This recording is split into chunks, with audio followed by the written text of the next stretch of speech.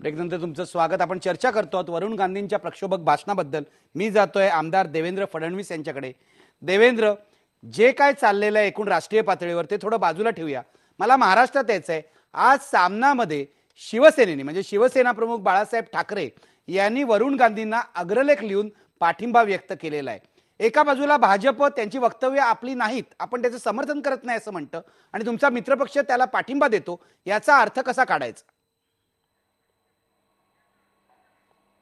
बघा, शिवसेनेचे आणि आमचे विचार हे सर्वच बाबतीत सारखे आहेत असं कधी झालं नाही.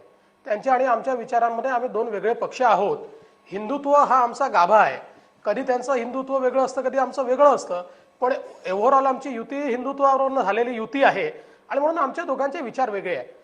आता शिवसेना प्रमुखांचा लेख मी वाचला नाही, पण या भाषणामधल्या काही गोष्टी अशा आहेत की ज्या आक्षेपार्ह नाही आहेत, काही आक्षेपार्ह आहेत. आता त्यांनी नेमक्या कुठल्या गोष्टीचं समर्थन केलं?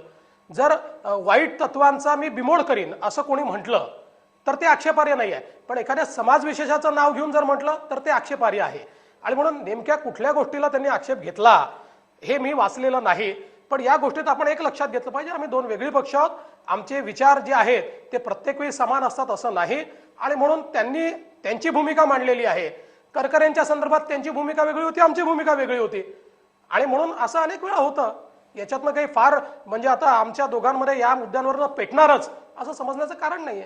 नाही, पेटणार की नाही मला माहित नाही, पेटू नये, कारण तुमचं आत्ताच पुन्हा दोस्ती झालेली आहे. जितेंद्र आव्हाड, मला हे तुम्हाला विचारायचं आहे की स्पर्धा आहे का, हिंदुत्वाची स्पर्धा आहे का?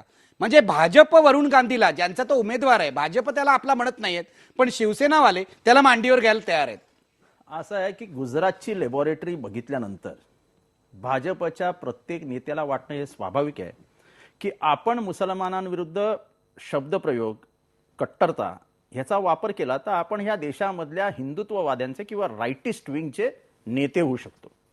जो काही महाराष्ट्राच्या संस्कृतीला अपमानित करणारा प्रकार सध्या बीजेपी करतंय, मोदींना आणून, मोदी आम्हाला संस्कृती आणि सुविचारांचे जे काही फुले आंबेडकर शाहूंच्या महाराष्ट्रामध्ये, तुकारामांच्या महाराष्ट्रामध्ये जे काही धडे वाचून दाखवत आहेत त्याबद्दल मला खरंच कधी कधी माफी मागावी लागते या सगळ्यांची.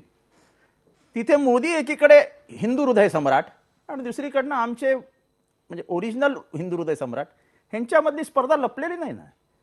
मोदींना आणण्याचं कारणच हे होतं की शिवसेनेला हिंदुत्वाच्या एक्स्ट्रीमिस्ट हिंदुत्वाला चेक बसावा.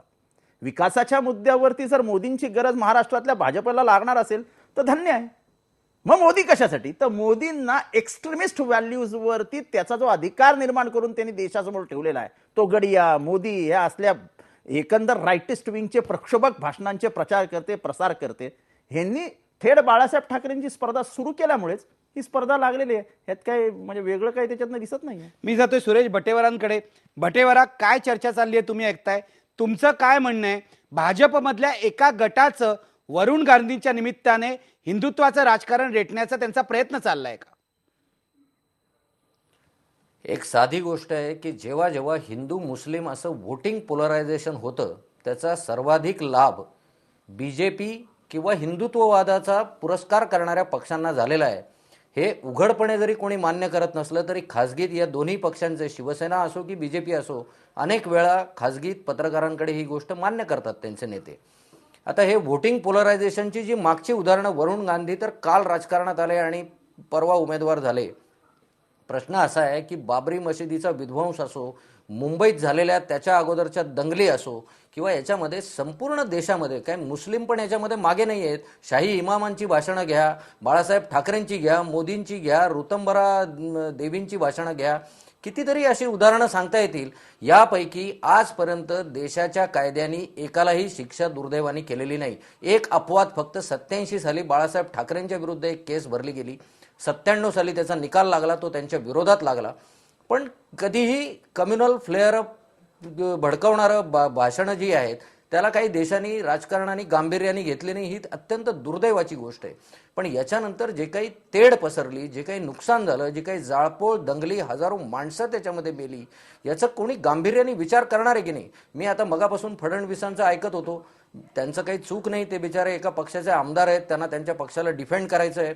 त्याच्यामुळे दोन्ही थडींवर हात, ते दिल्लीत तेच चाललेलं आहे आता की एकीकडे वरुणला डिसअसोसिएट त्याच्या वक्तव्याशी करायचं आणि दुसरीकडे त्याच्या बोलण्याचं समर्थनही करायचं. हे शिवसेनेने उघडपणे केलं, भाजप जरा जपून जपून करतंय एवढंच म्हणता येईल. पण याचा अल्टिमेट लाभ आता मी तुम्हाला सांगतो की बीजेपीतले दोन नेते, एक शहानवाज हुसेन, म्हणजे औषधालाच मुस्लिम बीजेपीमध्ये आहेत, योगायोगाने राष्ट्रीय पातळीवर दोन आहेत. शहानवाज हुसेननी सांगितलं की बिनशर्त माफी मागितली पाहिजे वरुण गांधींनी. आता जर डॉक्टर टेप आहे तर बिनशर्त माफी मागण्याचा प्रश्न कुठे येतो? मुख्तार अब्बास नक्वींनी सांगितलं की बिन लादेनशी प्रत्येक मुस्लिमाची तुलना वरुण गांधींनी जी केली ती पूर्णपणे चुकीची आहे. असं काही प्रत्येक जण बिन लादेन असत नाही, त्यांच्यावर निवडणूक आयोगाने योग्य ती कारवाई केली पाहिजे.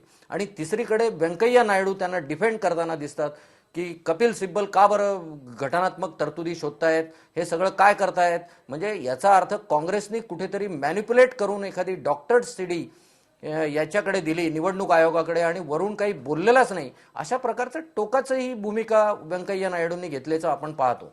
आता या सगळ्या प्रकरणातून संपूर्ण देशाला आणि सगळ्याच राजकीय पक्षांना एक महत्त्वाचा विचार असा करावा लागणार आहे की कम्युनल फ्लेअर अपमुळे आजपर्यंत देशाचं इतकं नुकसान झालेलं आहे. अलीकडेच घडलेल्या मुंबईच्या टेरर अटॅक नंतर कुठेतरी आज देशामध्ये या कम्युनल फ्लेअर अप बद्दल कोणीही बोलायला घाबरतंय. नाहीतर दिल्लीमध्ये जेव्हा बटला हाऊसला समाजवादी पक्षाच्या लोकांनी अगदी कम्युनल मुस्लिम समाजाची बाजू घेणारी भाषणं केली, तेव्हाही अशाच प्रकारचं दिल्ली शांत राहते की नाही असा प्रश्न निर्माण झाला होता. हे सगळे तणाव लक्षात घेता आपण हे दुकान किती वर्ष लावणार आहोत याचा विचार नक्कीच अशा प्रकारची विधानं करणाऱ्यांनी जबाबदारीने केला पाहिजे असं मला म्हणावं असं वाटतं. मी आता घेणार आहे एक ब्रेक, पण ब्रेक नंतर मी या प्रश्नाची चर्चा करणार आहे की अशा प्रकारे जी प्रक्षोभक भाषणं आहेत, जातीय धार्मिक भावना भडकवणारी जी भाषणं आहेत ती करणाऱ्यांवर, मग वरुण गांधी असोत, नरेंद्र मोदी असोत, बाळासाहेब ठाकरे असोत की इतर पक्षांचे नेते असोत, मुलायम सिंग असोत किंवा इतर कोणी असोत, त्यांच्यावर कारवाई का होत नाही आणि त्यांना थांबवण्यासाठी काय केलं पाहिजे हे मी विचारणार आहे आपल्या पाहुण्यांना. पण आता घेणार आहे एक ब्रेक. ब्रेकपूर्वी आपला प्रश्न पाहूया. वरुण गांधींसारखी प्रक्षोभक भाषणं करणाऱ्यांवर निवडणूक आयोगानं कारवाई केली पाहिजे का? पडद्यावर बघू शकता तुम्ही. नाही म्हणतायत अजूनही 69% लोक. बघा तुम्ही, 69% लोक म्हणतात निवडणूक आयोगानं कारवाई नाही केली पाहिजे. SMS चा मी मान राखतो, तरी सुद्धा या मताशी किती लोक सहमत होतील आणि आपले पाहुणे तरी होतील का हे आपण तपासणार आहोत. ब्रेक नंतर घेऊया एक ब्रेक. पहा फक्त IBN लोकमत.